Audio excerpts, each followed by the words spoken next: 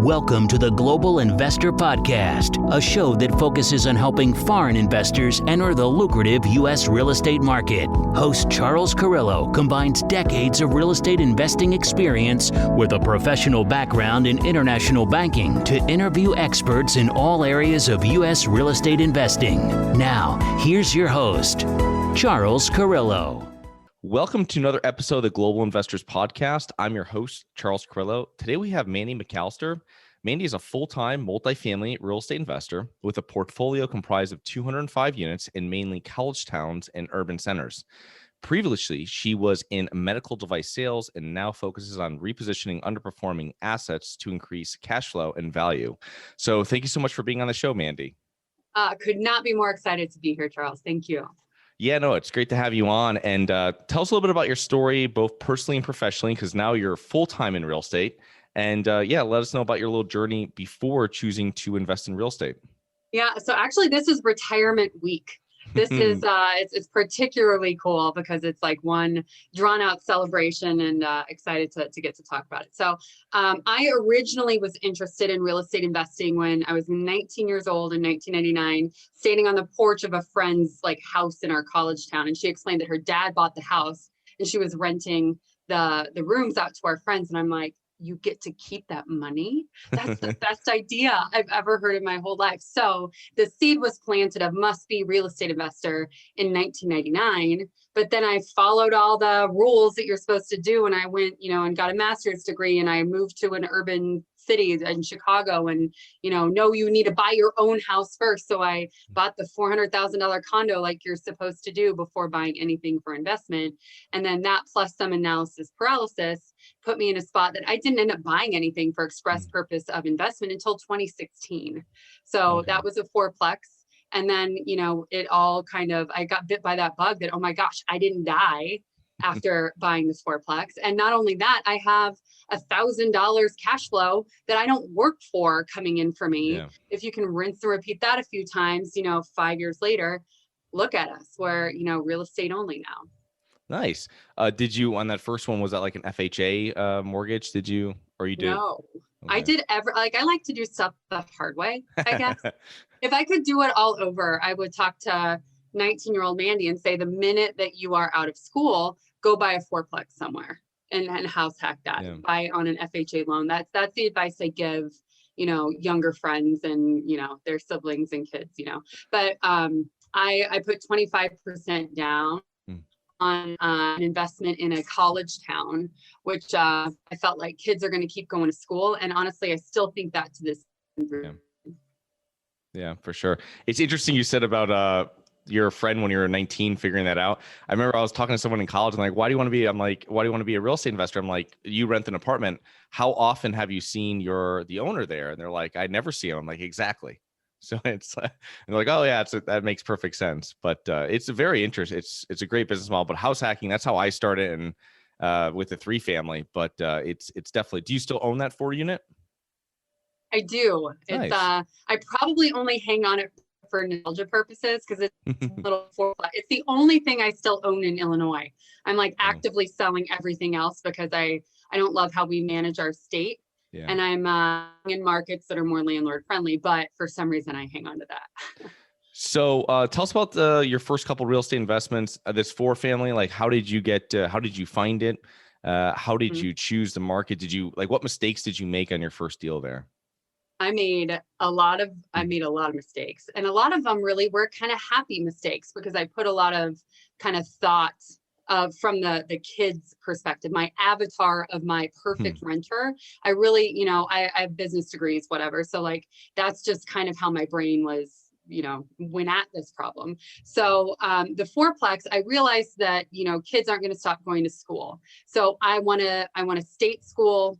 I feel like, I did undergrad at a private school, and I feel like the state schools are more likely to be well funded well into the future than, private colleges. So I went with the state school.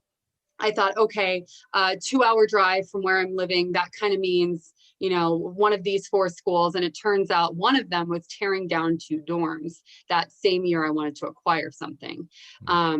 that plus the student population. So just like you would look at a multifamily investment and you want to know what's happening with, rent growth and population growth and all of that stuff, I feel like a happy accident that I made is what I paid attention to was, what's happening to housing for these kids. And also, what is the student population doing? Is it growing? Is it becoming more commuter? Are more kids wanting to live close to campus? So those are happy mistakes. And then I was coaching volleyball at the time, and a woman that was like a co-coach, she was had just graduated from college, the same school that I was targeting for investment. And I said, all right, if you want to, this is another happy mistake.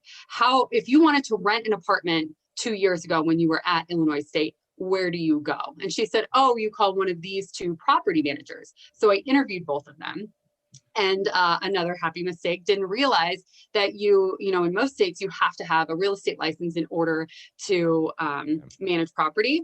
Well, gosh, these guys, like I picked the one that I really loved. They're Sammy Student Apartment Mart in Normal, Illinois. I have nothing to do with them, but they're so great. I like to plug them when I can.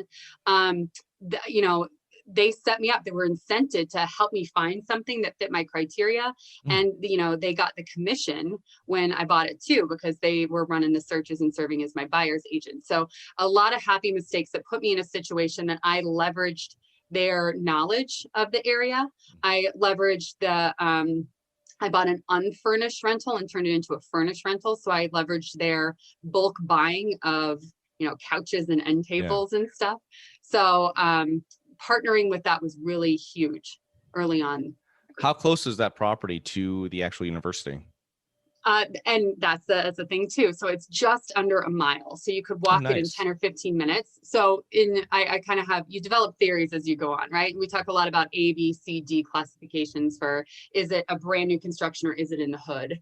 I feel like A, B, C, D delineations around college towns, at least for my own head, is distance from campus. Because if you think of the places that you were willing to live in college, what mattered most is, can I, roll out of bed, get to my 8 o'clock class on time? That mattered most.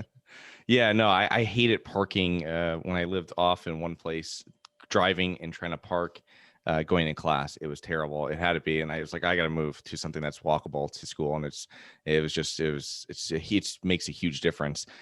It's also interesting too. I found in certain colleges where they're taking down, one of the exit strategies could be actually selling the property to the college, and I know that's much more of an exit strategy for larger apartment complexes. However, if you go to some places like in New England, I know it's places in Boston, and people are in dorms that are like 3-family houses. So it is a exit strategy for these colleges that are growing, and a lot of people, no matter what COVID does and what people say about that, like you said, I don't think kids are going to want to stay home with their parents more, or do something different, or Zoom call with their parent in their parents' basement compared to the college experience, which is very important, I think. Another note on that quickly. Sorry. Lots of ways that student housing investors have made a lot of money is they rent by the bedroom. Well, I chose 1 beds because I thought the avatar of the kid wouldn't screw things up, right? Like you either have a bookish person who wants to live alone, or you have a graduate student, and that actually lent itself really well in this COVID atmosphere. So the smaller units played really well. Yeah, that's a great. I personally would have liked to live by myself, but obviously that's not possible in all college situations. But that's an awesome way of doing it, and it also adds a lot of value to it. Like, you're probably getting a much higher rent, I would imagine, renting to a college student versus a normal 1-bedroom apartment in that market. Yeah, I went from $450 to $800 within the 4 years because it was a furnished rental. Also, oh yeah, the furnished rental. Perfect. So tell us about what you're currently doing. If I know correctly, if I've heard this and read it, you work mostly through JVs, joint ventures, and small partnerships. So explain to us a little bit about what your strategy is and your criteria and how you're adding to your portfolio. Yeah. So the way that I looked at just this progression of investing and the way I wanted to approach it was I wanted kind of more of an incremental approach, because I like to know I can trust myself, and I want to risk my money before I'm risking any investor's money. Right. So I went from a 4 to a 6 to an 8 to I just played in this really small, that I could own it all by myself area.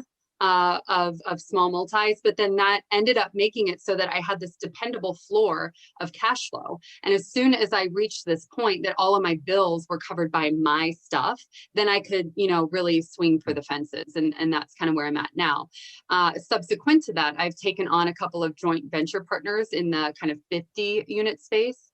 We took down a 53 unit. There's 3 of us on that deal in Indianapolis. The reason being is I feel like we're a lot more nimble with everybody being active and everybody, in terms of the decision making, the chance to have a bunch of different potential exits is in a syndication. Largely, you kind of have to project it in year 2, we're going to do this, in 3, you're going to do this, and you thread the needle of a business plan to get as close to possible as the projections as you can. But that kind of ends up losing a little bit of the risk mitigation with having multiple. We found that in these joint ventures, rather than thread the needle, we get to just buy it and watch what happens in the market, So we did the 53 in Indianapolis. It's in Speedway, West City, where the racetrack is. That's gone really well. It's been a reposition from basically a builder. That's been an interesting play because the whole business plan is to just put rents where they belong. Nice. Because builders build, they don't manage, Yeah. And a lot of those exit strategies for builders are just to get it rented, no matter really, they're not focusing too much on what they're getting for rent, just that hey, here's 95% occupied and go at it kind of a thing, which I found with builders. Same. And then think of what that does to your business plan. Yeah. Instead of like having to cross your fingers and hope that if we put in this granite countertop, we're going to get whatever extra bump in rent, then that next door you're getting exactly what you're projecting. So I feel like that is an incredibly risk mitigated play. Yeah, it's a true value add. I don't really I hate the idea of just going in and the only strategy you have is to put $5,000 into it and try to get $150 more a month. I think that's so risky. And there has to be other factors that you're using, because if we're going to go through, if you bought this in the beginning of COVID, you're probably not raising rents.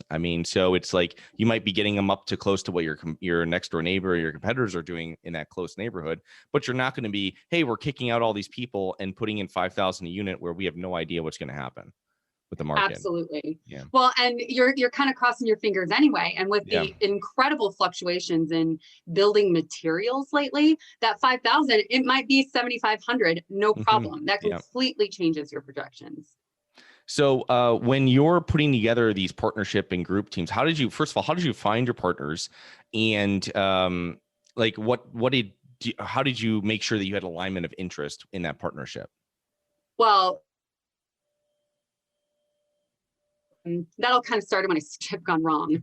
I trusted probably way more than I should have, because I've worked in this multifamily space for some time, and as a single family investor who had a significant portfolio wanted to get into multifamily, and I knew better, and I should have trusted my gut, right? And I ended up losing a huge chunk of cash in the process. But what that taught me, expensive lesson, but a necessary one, is that, I trust but verify, right? Like, I don't want to be in a partnership with someone, like a full-on marriage with someone that I've only known for 6 months, right? So my joint venture partners are people that, if I haven't known the other guys for a significant amount of time, then the guy that I have known has, and he, trusts them implicitly. So, I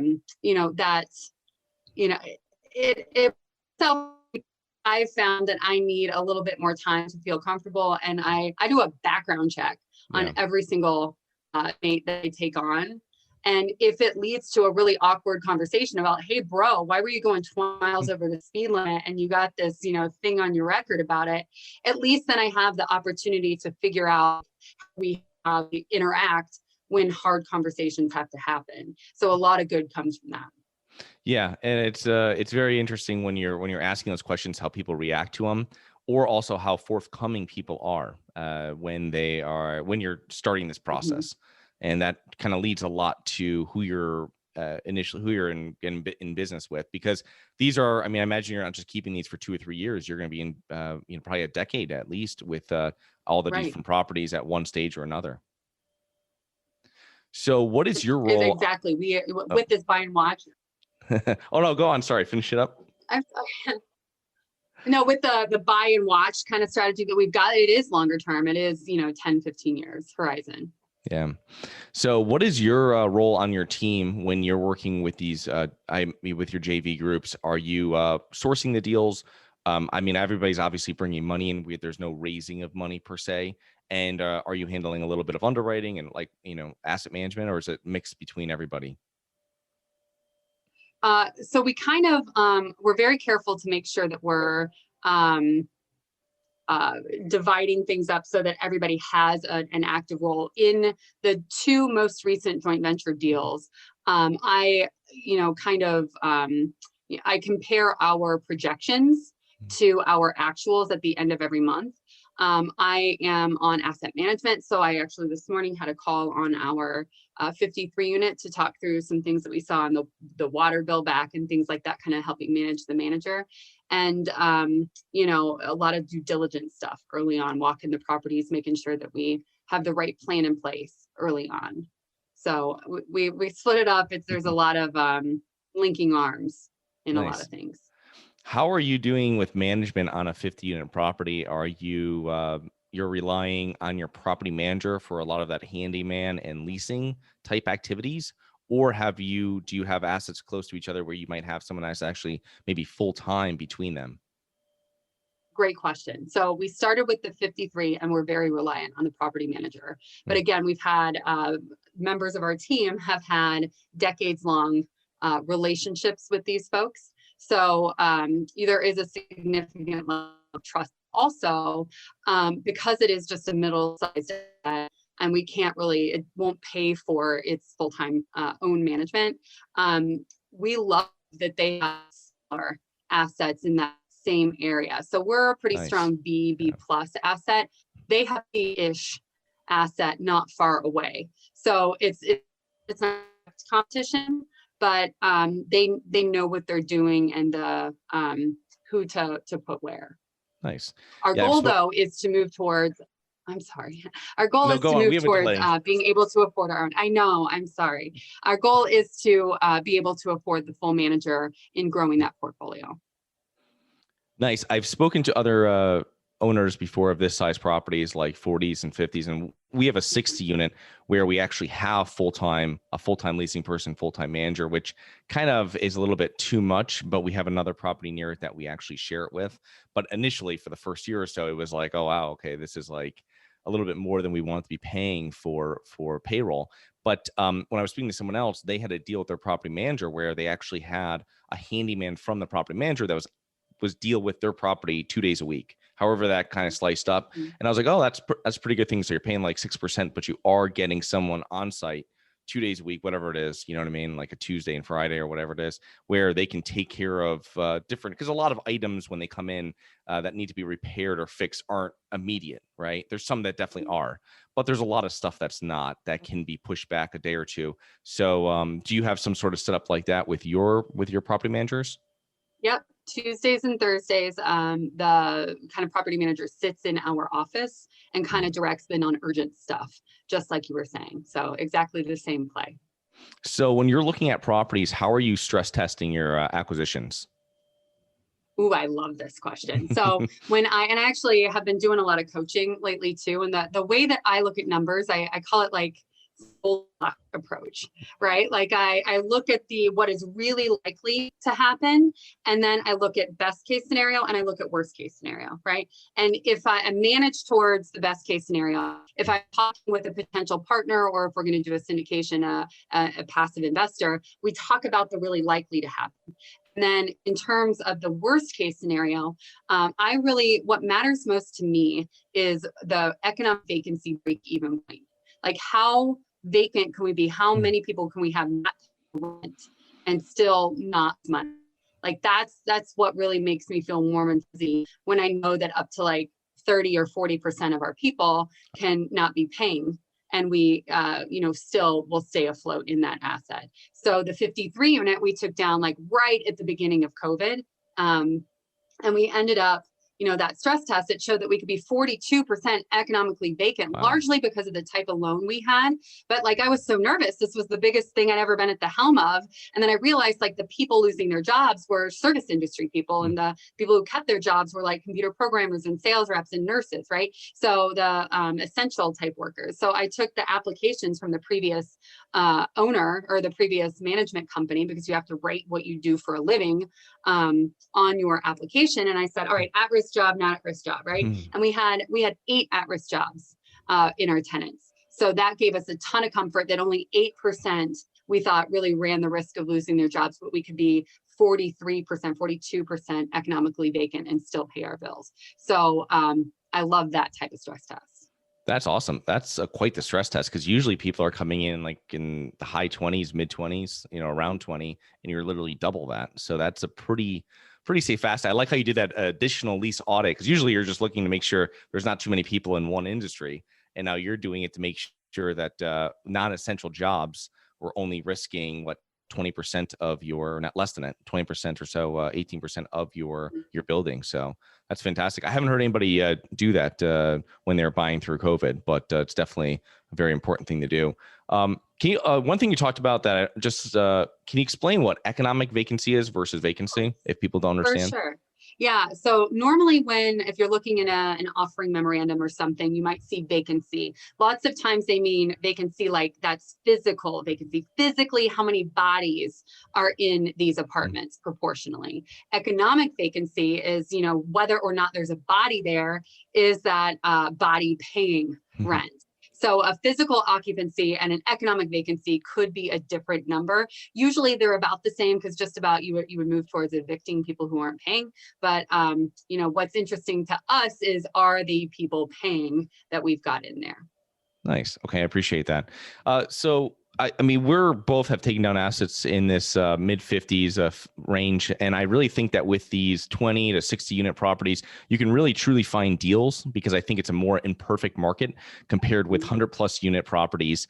What do you think about that, and how sourcing deals with smaller properties that might not be quote unquote syndicatable helps you find a better deal? I love the word syndicatable. I feel like it's hyphenated, and I'm going to write it down right now. Thank you for that. And you are so incredibly speaking my language here, because if you look at what's happened, especially in this apartment investing world post-COVID, all of the big money, all of the institutional stuff that would potentially have bought offices or strip malls or whatever, like we've proven to ourselves that we buy from Amazon and we can work from home, right? So that money is crowding into multifamily largely, in my opinion, from what I've gathered. And in that, like that has kind of crowded down. You used to be able to go after a 100-unit property and not have a ton of institutional pressure. Now, like the institutional money, like it's going to the smaller stuff, 75, sometimes 50, right? So that plus the mom and pop owners, the Shirley and Jeff, who want to retire out of Cincinnati, Ohio, that, they love all their tenants and they didn't push rents probably the way they should. They didn't terribly run it like a business. It was more so just how they lived their life.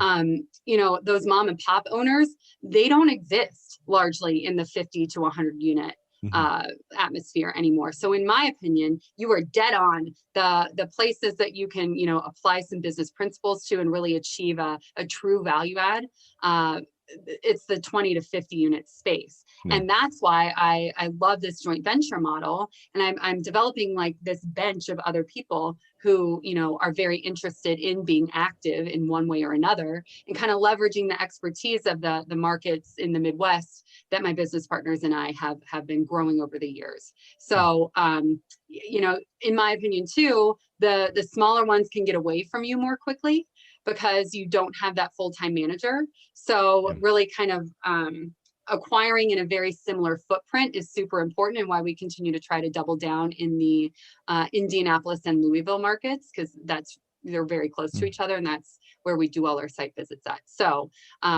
totally agree in targeting the smaller stuff, because that's where mom and pops are, and institutional money is not. Yeah, and you can still syndicate those. We've done two syndications that were kind of like, let's say, broken. We did it with one was a 32 unit and a 27 put together, and one was a 68 and a 22.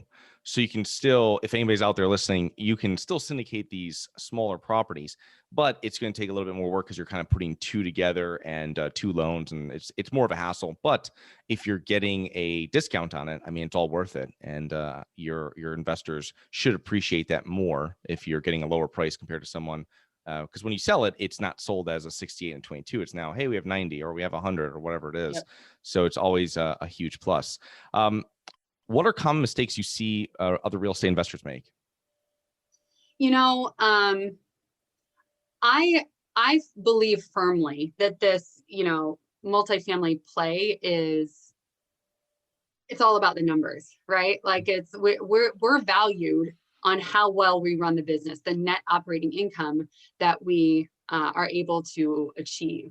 So, letting go, you can't manage what you don't measure, not appropriately measuring or requiring management to measure the stuff that matters so that you can really make sure that stuff isn't getting away from you. And in the smaller space, the call it 4 to 50 unit, which is really my wheelhouse, that can go way more quickly because law of small numbers, right? Like the 1 unit of a fourplex is 25%. So one hiccup, it changes. So really understanding the numbers on the front end and the back end, are, I think, where some investors could spend some more time.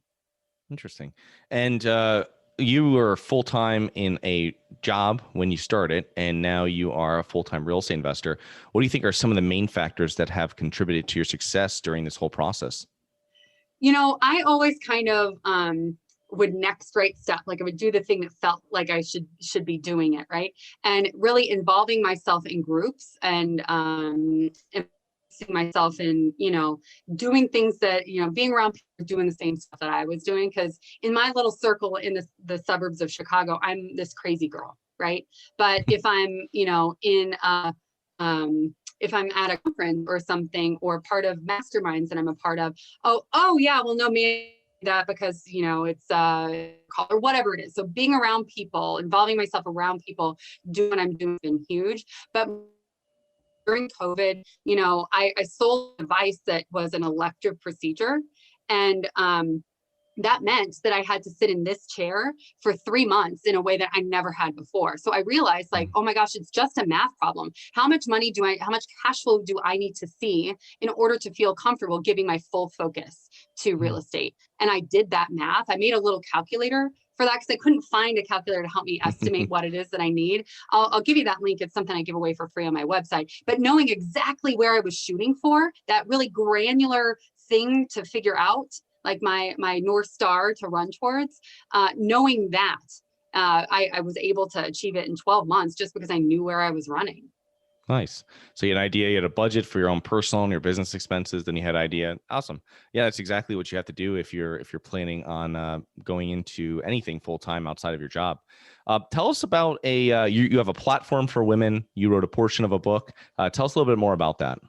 Yeah, they're deceivingly close in name, but I had a real estate coach, and there's so few women in multifamily, or at least even 4 or 5 years ago there were even fewer, right? So it's really cool to see it growing. But early on, we just kind of banded together, and again, involving myself with people doing what I'm doing, we started a book club that then became a group called Aspiring Women Achieving More. And now on Facebook we have 2,400 members. Wow. We do a free accountability course every single Friday at 1 Central. So if you're looking to meet other like-minded women, sorry, Charles, tell all the ladies in your life.